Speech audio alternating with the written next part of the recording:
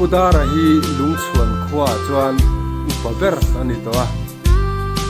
una hian lungchuana sel takin ala khosame kani kumengza na kapudara ni to ha te an ralze kan dimlai ti te song na turani lungchuana chuan upaber ani to a moi le khovel pa te hi zetani katan lung ngai chana ka chulang chuan danga ni na te sai to na hian beka o kan satuan kho pui ral muan kapa kha tan pudara hi kumsa ka zakwa sam paria tapiang ania lung chuana to na hian upaber ani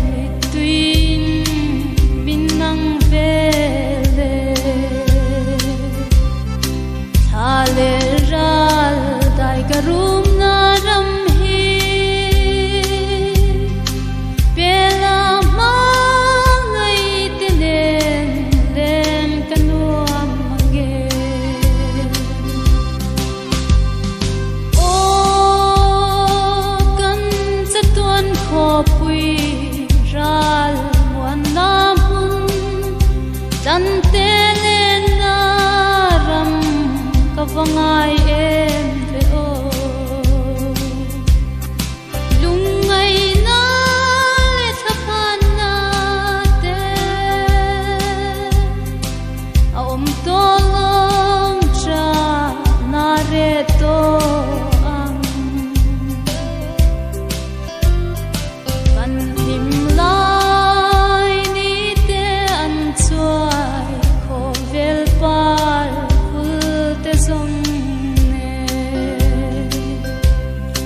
dilom na wana nga chule chi parang vuna chatuan ram kangai mage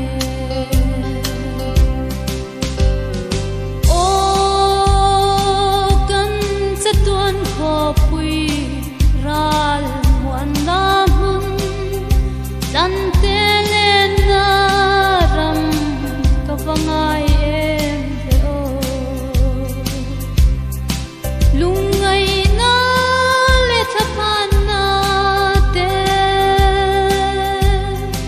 a om to